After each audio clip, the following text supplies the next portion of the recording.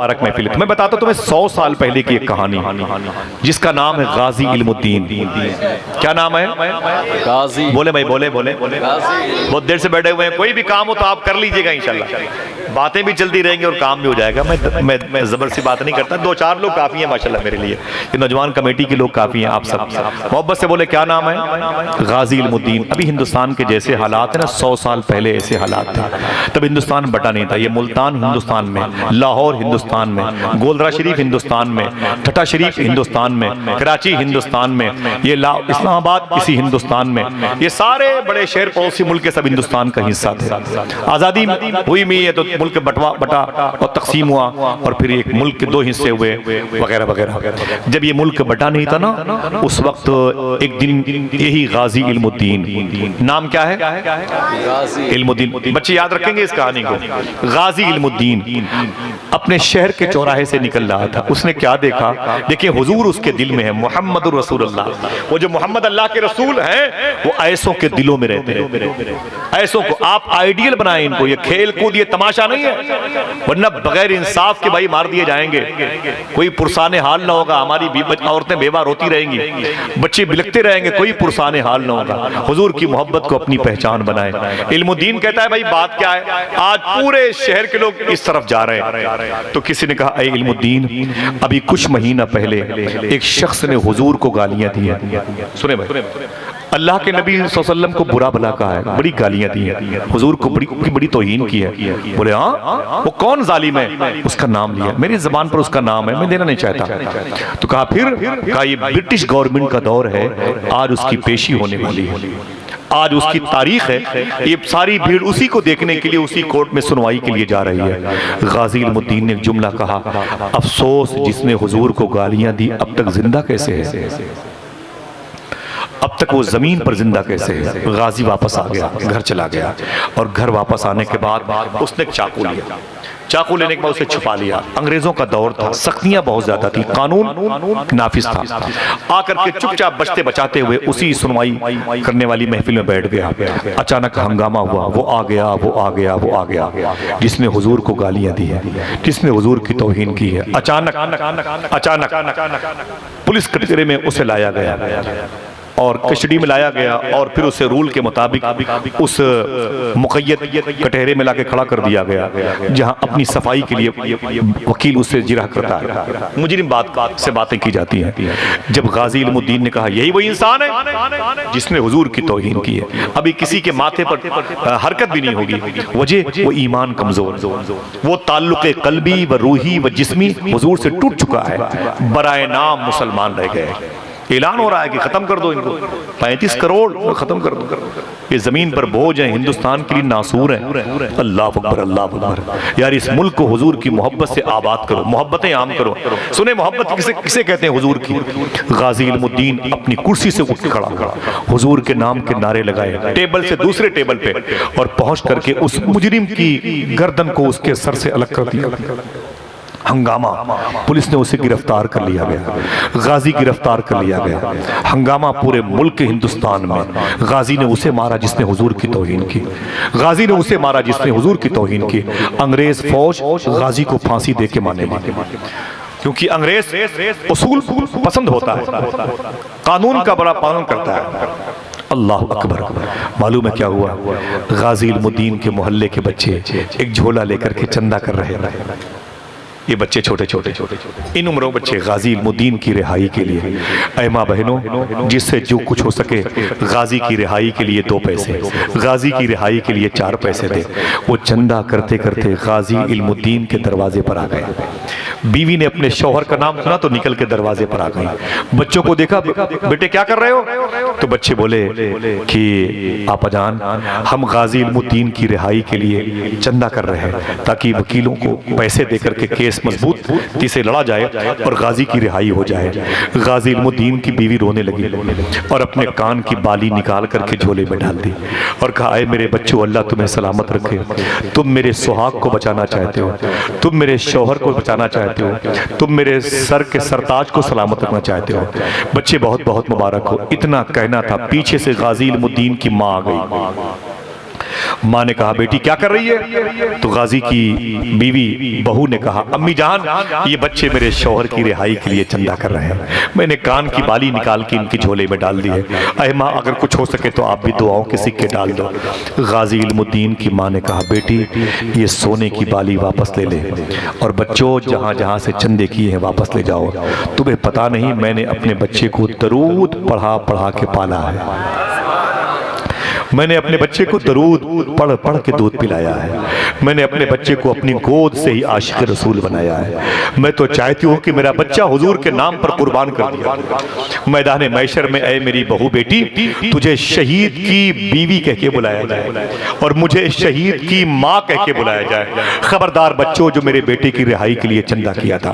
कह एक शेर समझे आप, अब्दुल रऊफ अमरोवी ने कहा था रऊफ उनकी गुलामी में अब अक्सर सोचता हूँ मैं कहीं वो ये न कह दे हम तुझे आजाद करते हैं।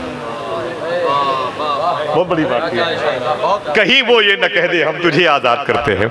तो माने कहा बेटी चल अंदर चल, बेटी की रिहाई की बात, अब शौहर की रिहाई की बात न कर, बच्चे अपने अपने घरों में चलो जाओ। पूरे मुल्क हिंदुस्तान में हंगामा था। उस वक्त हिंदुस्तान का बड़ा काबिल इंसान जिसे डॉक्टर इकबाल कहते हैं, जिसे कलंदर लाहौरी कहते हैं, सुभान अल्लाह तो कहते हैं, अल्लाह अल्लाह, जिसका नाम एक अजीम मुसव्विर पाक के तौर पर लिया जाता है, डॉक्टर इकबाल थे। उनके पास कुछ लोग गए, बोले अंग्रेज लंदन से आए हुए हैं, आपने लंदन से तालीम हासिल की है, इंग्लैंड के लोग आपको सर इकबाल कहते हैं, सर इकबाल कहते हैं, आपकी बात मानते हैं। अरे डॉक्टर इकबाल आप एक कागज पे लिख के दे दो कि गाजी को रिहा कर दिया जाए, मैं सर इकबाल बोल रहा हूं तो आपकी बात की वैल्यू है। डॉक्टर इकबाल ने उस कागज को 15 मिनट तक अपने हाथों में रखा, गर्दनें झुकाए रखी, फिर कागज को रखा, एक जुमला कहा। डॉक्टर इकबाल ने कहा क्या चाहते हो? कहा गाजी की रिहाई चाहते हैं। फिर डॉक्टर इकबाल ने जुमला कहा लेकिन गाजी इल्मुद्दीन क्या चाहता है, तुम क्या चाहते हो? तो बोले हम तो गाजी की रिहाई चाहते हैं। कहा कि फिर गाजी इल्मुद्दीन क्या चाहता है? तो लोगों ने कहा अरे डॉक्टर इकबाल गाजी तो हुजूर के नाम पे कुर्बान होना चाहता है, गाजी हुजूर के नाम पर फांसी के फंदे को चूमना चाहता है। तो डॉक्टर इकबाल ने कहा अगर गाजी हुजूर के नाम पर अपनी जान देना चाहता है तो उसकी मोहब्बत की दीवारों के बीच में दरारें मैं कौन होता हूं बनने वाला। अल्लाह अकबर, अल्लाह अकबर, वापस कर दिया। बच्चे सुने, आपके अंदर 1%, हजार लाखों में 1% ईमान की रमक पैदा हो सकती है। बस बैठे बैठे सुने, कुछ हंगामा नहीं करना। इतने पढ़े लिखे लोग जहाँ वहाँ नारा वो चीखने की क्या जरूरत है? खूबसूरत आवाजें हैं और आप के अंदर खुश सलीकी पाई जाती है। माशाल्लाह, अल्लाह इसे कबूल फरमा ले, आमीन कह दो। इस शहर में कोई बीमार हो तो अल्लाह उसे शिफा अता फरमाए। फिर भाई ने बताया था अब्दुल कादिर भाई के विसाल हुआ था, इंतकाल हुआ था अचानक, अल्लाह उनकी मगफरत फरमाए। और कमेटी और जितने लोग यहाँ पर बैठे हैं इनके घरों में कोई बीमार हो तो अल्लाह उसे शिफा अता फरमाए। और इस मुबारक बस्ती के साहिबाने उर्स के सदक़े में जो लोग आम कब्रस्तानों में दफन हैं अल्लाह उन्हें हुजूर के आशिकों के जिक्र के तुफैल में रोशनी अता फरमाए और उनको बख्शिश पाने वालों में शामिल फरमाए। और बख्शिश पा चुके हों तो अल्लाह उनके दर्जात को बुलंदी अता फरमाए, शोराए नात के कदम की बरकतें अता फरमाए। गाजी इल्मुद्दीन की रिहाई के लिए डॉक्टर इकबाल ने खामोशी अख्तियार की। उस वक्त हिंदुस्तान में कौन कौन लोग थे? शेख दीदार अली शाह जिंदा थे। ये वो बुजुर्ग हैं जो आला हजरत के शागिर्द हैं। उस वक्त हिंदुस्तान में पीर सैयद जमात अली मुहद्दिस लायलपुरी थे। आप इनके नाम पे सुभान अल्लाह नहीं कहेंगे, लेकिन जुमला बता दूं, इनकी तकरीर सुन के 25,000 लोगों ने इस्लाम कबूल किया था। ख्वाब में गौसे आजम से बातें करते, ख्वाब में मदीने वाले आका से बातें करते, पीर सैयद जमात अली। उस वक्त इसी हिंदुस्तान में गोदरा शरीफ में गौस पाक के बेटे पीर मेहर अली शाह जिंदा थे। अभी 15 दिन पहले मैं मदीना शरीफ गया था, मैंने वो जमीन देखी है जिस जमीन पर आपने सोते हुए ख्वाब में हुजूर को देखा तो एक नात कही थी, सुबहान अल्लाह मा अहसनो का मा अजमलो का मा आकमलो का, किथे मेहर अली किथे तेरी सना, गुस्ताख अखी किथे जालम। ये पंजाबी में नात की, अरबी के मिसरे थे पहले वाले। पीर मेहर बड़े बड़े दिग्गज उलमा जिंदा थे, सब इकट्ठा हो गए। सब ने कहा यार गाजी को रिहा किया जाए, गाजी को रिहा किया जाए, गाजी को रिहा किया जाए। अल्लाह अकबर, अल्लाह अकबर। तो मालूम है पीर सैयद जमात अली ने कहा था कि अगर इजाजत दो तो मैंने किताब में पढ़ा है अगर कोई बेकसूर कैदी कैद खाने में हो तो उसकी रिहाई के लिए सूरह यूसुफ पढ़ा जाए तो अल्लाह उसे रिहा कर देता है। हाथों को उड़ाओ, कौन सूरह? ना ना, जोर से बोलो भाई, ऊंची ऊंची बोलो। सूरह, ऊंची बोलो, सूरह यूसुफ। इसे याद करना, इसे लिख लेना इंशाअल्लाह। अगर कोई बेकसूर कैदी आपके शहर का कैद खाने में हो तो उससे बोलो, उस कैदी से बोलो घर वालों से सूरह यूसुफ पढ़ा करें इंशाअल्लाह। इंशाअल्लाह बोले। तो पीर जमात अली कहते हैं कि हुजूर, पीर मेहली शाह से मैंने पढ़ा है कि अगर कोई सूरह यूसुफ पढ़े मुजरिम तो आजाद हो जाएगा, या घर वाले। तो लोगों ने कहा कि अरे गाजी इल्मुद्दीन क्या पढ़ पाएगा, वो तो पढ़ा लिखा ही नहीं, वो तो निरा कम इल्म आदमी है, वो कहाँ से पढ़ा, उसे पता ही नहीं कि बड़ी शीन में नुक्ते कितने होते हैं वगैरह वगैरह। तो पीर जमात अली बहुत टॉप क्लास के हाफिज थे, एक बैठक में पूरा कुरान पढ़ते थे। बोले हुजूर, अगर इजाजत हो तो मैं ही जाके उसके कैद खाने में रोज सूरह यूसुफ पढ़ दिया, मैं ही जाके एप्लीकेशन दिया, मंजूर हो गई हुकूमत की तरफ से। कैद खाने में रोजाना सूरह यूसुफ पढ़ने के परमिशन मिल गई। और जब सूरह यूसुफ पढ़ने की परमिशन मिल गई तो उस कागज को लेके पहले दिन पीर सैयद जमात अली मुहद्दिस लायलपुरी कैद खाने में गए। लोहे की सलाखों के अंदर कौन था? गाजी इल्मुद्दीन। ऊंची बोलो, गाजी। ये नाम याद रखिएगा इंशाअल्लाह, गाजी इल्मुद्दीन थे, माशाअल्लाह, गाजी इल्मुद्दीन थे। कैद खाने के अंदर, कैद खाने की इस तरफ मुसल्ला बिछाया, पीर जमात अली बैठ गए और फरमाया गाजी इल्मुद्दीन करीब आओ, और लोहे की सलाखों के उस पार गाजी इल्मुद्दीन बैठ गए, इस पार पीर जमात अली। बोले सुन जब गाजी इल्मुद्दीन, रोजाना मैं सूरह यूसुफ पढ़ने के लिए आऊंगा। कहा क्यों? कहा कि मैंने सुना है सूरह यूसुफ जब पढ़ा जाता है तो कैदी को आसानी से रिहाई मिल जाती है, रोजाना पढ़ने के लिए आऊंगा।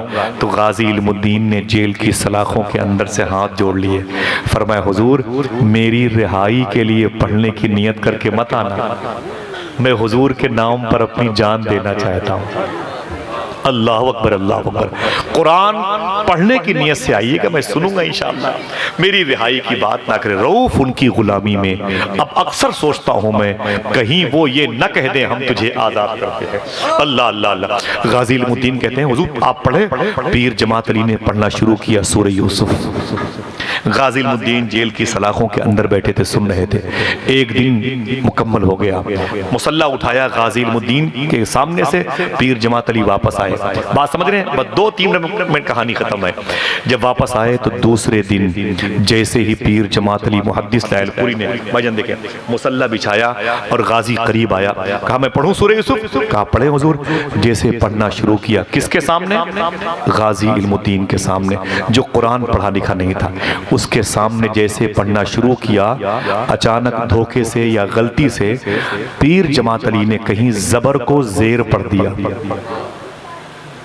जबर को जेर पढ़ दिया। और सामने कौन था? इल्मुद्दीन, पढ़ने वाले हाफिज कुरान, एक बैठक में पूरा कुरान पढ़ने वाले, जिसके सामने पढ़ रहे हैं वो पढ़ा लिखा इंसान ने। लेकिन जैसे जबर को जेर पढ़ा, गाजी इल्मुद्दीन जेल में खड़े हो गए और फरमाया सैयद साहब माफ करना, आप सैयद हैं, आपका एहतराम अपनी जगह पर है, लेकिन ये कुरान है, अभी अभी आपसे बड़ी गलती हुई है। कहा क्या? कहा अभी अभी आपने जबर को जेर पढ़ा है, जबर को जेर पढ़ा है। और मैं कौन सी आयत? मैं रिवर्स कीजिए, जब पलटी गई आयत के दरमियान में वो हर्फ, उस पर ये जबर पढ़ा जेर। जब पीर जमात अली ने याद किया ओफो वाकई मुझसे ये गलती हो गई है, तो पीर जमात अली खड़े हो गए और फरमाया कि गाजी इल्मुद्दीन, मैं तो ये सोच करके सूरह यूसुफ पढ़ने के लिए तेरे पास आता था कि तू पढ़ा लिखा नहीं है, तू मुझ जैसे हाफिज कुरान को लुकमा दे रहा है। अब जुमला देखिए, तो मुझ जैसे हाफिज कुरान को, बच्चे सुने और बकिया मेरी सारी बातें मेरे बड़ों को याद है, हमें इनको सुनाना नहीं है, तो बड़े हैं मेरे भाई, ये 10-20 साल के जो बच्चे ये सुने जिनके दिलों में हुजूर आना चाहते हैं, खुदा की कसम। मालूम है जैसे जेल की सलाखों के सामने पीर जमात अली खड़े हुए और कहने लगे, ओ मैं तो ये सोच के आया था तू सूरह यूसुफ पढ़ना नहीं जानता, तू कुरान पढ़ना नहीं जानता और तू मुझ जैसे हाफिज कुरान को लुकमा दे रहा है, जरा ये तो बता तूने कुरान कहां पढ़ा? तो गाजी इल्मुद्दीन रो के बोला, कहा पीर सैयद जमात अली शाह साहब किबला, आपने कुरान मदरसे की 4 दीवारी में पढ़ा है और मैंने कुरान इसी जेल की काली कोठरी में मदीने वाले आका से पढ़ा है।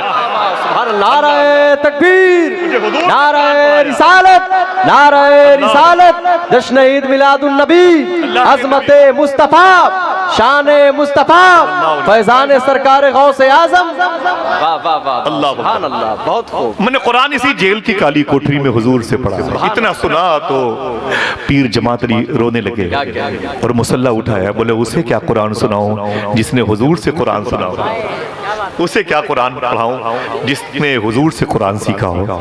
उठ करके चले आए, कहा गाजी तेरी किस्मत को मुबारक हो, गाजी इल्मुद्दीन की फांसी की तारीख आ गई। अंग्रेजों ने ऐलान कर दिया कि फला तारीख में सुबह के 5 बजे गाजी की फांसी हो जाएगी। पूरा मुल्क तड़पता रहा लेकिन कुछ न कर पाया।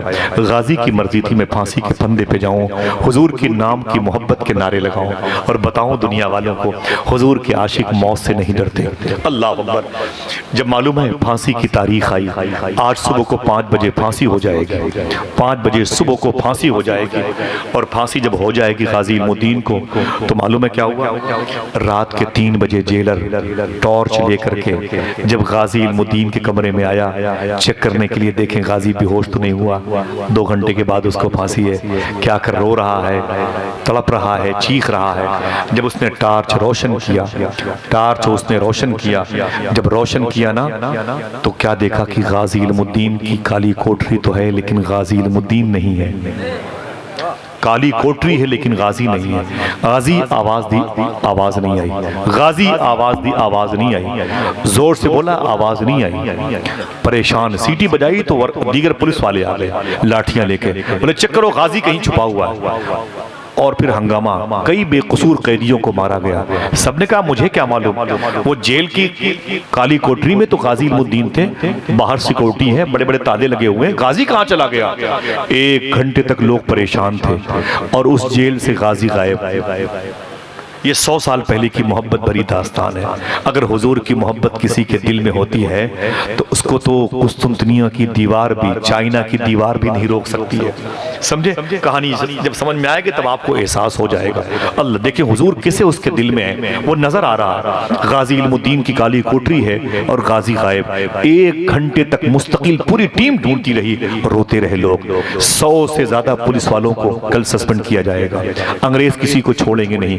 जेलर ऐसे लोहे की सलाखों को पकड़ करके अपनी पेशानी सुबह के 4 बजे गाजी की काली कोठरी की उस लोहे की सरिये के सामने, छड़ के सामने मार रहा था। और आए गाजी तू कहां चला गया, मेरे बच्चे जिंदगी भर परेशान हो जाएंगे, मेरी नौकरी दांव पे लग गई। अरे गाजी कुछ तो तरस खा, मेरे बच्चों पे करम तरस खा, तू कहां है गाजी, सामने तो आ। अचानक वो जेलर कहता है कि खुदा की कसम मैंने देखा आंख उठा करके, तो क्या देखा कि उसी जेल की काली कोठरी में अचानक गाजी एक मुसल्ले पर बैठ के हुजूर की नात पढ़ रहा है, हुजूर को याद कर रहा है, हुजूर पर दरूद पढ़ रहा है। गाजी, उसने कहा क्या बात है? मैंने कहा जल्दी मेरे सामने आ। गाजी उठ करके मुसल्ले से जेल की सलाखों के पास आया। मैंने कहा गाजी, उसने कहा क्या? मैंने कहा तू जिंदा है, तू सलामत है? उसने कहा। मैंने कहा कहां गए थे इससे पहले? 1 घंटे तक तुझे ढूंढता रहा लेकिन गाजी तू न मिला। बोल गाजी बोल, सैकड़ों पुलिस वालों की नौकरी दांव पे लगी थी, तू कहां चला गया था? जरा मुझे बता तो सही। बता दूं कहां गया था? गाजी ने कहा कि जेलर साहब मैं मदीने गया था। बोल अच्छा सी बताओ जा सकता है कि नहीं? ऊंची बोलो कोई जा सकता है कि नहीं? हुजूर जिसके दिल में हो वो जा सकता है कि नहीं? बोले मैं, जो जाना चाहता हूँ जोर से बोले मैं मदीने गया था। तो जेलर ने कहा अच्छा हुजूर की बारगाह में? कहा हाँ। जिस्म की कैद क्या है? रूह हुजूर से मोहब्बत करती है। कल फिक्री ताल्लुक, ये कल्बी व रूही व फिक्री ताल्लुक हुजूर से होता है। समझे? मैं मदीने गया था। तो जेलर ने कहा कि हुजूर ने क्या कहा? कहा मैं गया तो हुजूर बैठे हुए थे, सिद्दीक उमर बैठे हुए थे, उस्मान अली बैठे हुए थे। जब मुझे बैठने के लिए कहा गया मैं भी उसी महफिल में बैठ गया जिस महफिल में सितारे सहाबा थे, और सूरज आमिना का लाल था। कहते मैं वहीं पर बैठ गया, हुजूर ने गर्दन मुबारक उठाई और फरमाया अली। फरमाते मौला अली, जी सरकार। मेरे आका फरमाते अली क्या गाजी इल्मुद्दीन आ गया? तो अली फरमाते जी हुजूर वो बैठा हुआ किनारे। मेरे आका फरमाते हैं अली गाजी से पूछो 1 घंटे के बाद इसकी फांसी होने जा रही है, डर तो नहीं लग रहा है? तो मौला अली फरमाते हैं गाजी हुजूर पूछ रहे हैं तुझे डर तो नहीं लग रहा है? फांसी के वक्त डरेगा तो नहीं? तो गाजी कहते हैं अली से सरकार से कह दे 2, 3, 4 दिन के बाद आपकी बशारतों में ज़ियारतें होती थी, डर किस बात का? फांसी हो जाएगी तो हर लम्हा आपको देखता रहूंगा, हर आन आपको देखता, हर लम्हा आपकी मुबारक महफिल का हिस्सा बनता रहूंगा, हुजूर डर किस बात का? तो मेरे आका फरमाते हैं अली गाजी से कह दो कि जाके फांसी की तैयारी करे। इसके बाद जुमला सुने, हुजूर फरमाते हैं अली गाजी से कह दो कि जब वक्त हो जाए ना तो रस्सी किसी दूसरे पुलिस वालों के हाथ से अपनी गर्दन में मत डालेगा, रस्सी अपने हाथों से अपनी गर्दन में डालेगा, ताकि दुनिया, ये खुदकुशी नहीं है, ताकि दुनिया वालों को पता चल जाए जिसके दिल में नबी होते हैं वो मौत से नहीं डरता, मौत उससे डरा करती है। अल्लाह अकबर। जा गाजी। फिर हुजूर ने खुशखबरी बताई, सुभान अल्लाह। मेरे आका फरमाते हैं ऐ गाजी, ऐ अली गाजी से कह दो कि जाके तैयारी करे, जब वो मौत की तरफ आएगा ना, फांसी के फंदे पे आएगा ना, तो उसका इस्तकबाल करने के लिए अली उससे कह दो मैं भी आऊंगा और मदीने वाले आका भी तशरीफ लाने वाले हैं। अल्लाह अकबर, अल्लाह अकबर। क्या फरमाया था कि जब तेरी याद से दुनिया से गया है कोई, जान लेने को दुल्हन बन के कज़ा आई है। गाजी इल्मुद्दीन को तैयार किया गया, नए कपड़े फांसी वाले पहनाए गए। गाजी नए कपड़ों में मलबूस जब अपनी जेल की काली कोठरी से निकलने लगे ना, उसके दरो दीवार को चूमते थे, जमीन को चूमते थे। तो जेलर ने कहा कि गाजी ये क्या कर रहे हो? तो गाजी रो के बोला कि जेलर साहब मुझे याद नहीं है मैंने कितनी मरतबे मदीने वाले आका की यहाँ मैंने ज़ियारत की है, यहाँ मैंने हुजूर को नाते सुनाई है, यहाँ मैंने हुजूर से कुरान पढ़ा है, यहाँ मैंने हुजूर की दरूद खानी की है, हुजूर ने मुझ पर करम फरमाया, इस ज़मीन पर हुजूर के गुलामों की आमद रफ्त रही है। ऐ जेलर सुन, इस कैद खाने के एक एक धागे को, जर्रे को सलामत रखना, इन जर्रों पर हुजूर के कदम के निशान पड़े हुए हैं। इतना कह करके गाजी अपनी जेल की काली कोठरी से जैसे बाहर निकला, एक पंजाबी गुरु नानक का मानने वाला पगड़ी लपेटे हुए शख्स पुलिस डिपार्ट का चौकीदार खड़ा था। जैसे गाजी इल्मुद्दीन बाहर आए, उसने अपनी पगड़ी उतारी, गाजी इल्मुद्दीन के पैरों पे रखी और रख करके बोला ऐ गाजी, जिस नबी से मिलने के लिए तू जा रहा है उसी नबी का कलमा पढ़ा के मुझे भी मुशर्रफ भाई सलाम कर दे। गाजी कहते मैंने उसे कलमा पढ़ाया और जब वो कलमा पढ़ चुका तो मैं पुलिस वालों के बीच से आगे बढ़ा। तो गाजी कहता है उस वक्त सारे जो कैदी थे ना रात भर सोए नहीं थे गाजी की मोहब्बत में, अपने अपने बिस्तरों को छोड़ करके वो लोहे के दरवाजों के करीब आके बैठे थे। वो कैदी कहते हैं जब गाजी दूल्हा बन करके फांसी वाला लिबास पहन के जा रहा था तो तेवर गाजी के ऐसे थे, लग रहा था कि कोई दूल्हा पुलिस वालों की बारात लेकर के फांसी के फंदे पे जा रहा हो। गाजी का चेहरा चमक रहा था, आंखें चमक रही थी, रुखसार चमक रहे थे। और उसके बाद मालूम है क्या हुआ? जब गाजी करीब से निकलता तो जेल की सलाखों से अपने अपने हाथ कैदी बाहर निकालते और गाजी का लिबास चूमते, गाजी का लिबास चूमते और चूम करके बोलते गाजी कहाँ जा रहा है, गाजी कहाँ जा रहा है? तो गाजी मुस्कुरा करके खुशी में आंसू बहा के बोलता मदीने वाले की ज़ियारत को जा रहा हूँ, मदीने वाले से मिलने के लिए जा रहा हूँ। तब सारे कैदी बेक ज़बान खड़े होके बोलते थे मदीने वाले से मेरा सलाम कह देना, मदीने वाले से मेरा सलाम कह देना, तड़प रहा है तुम्हारा गुलाम कह देना। अभी 2-3 मिनट बाकी थे, गाजी फांसी के फंदे पर आया, उसने रस्सी को यूं उठाया, अपने गले में डालना चाहा तो जज ने कहा गाजी क्या कर रहे हो?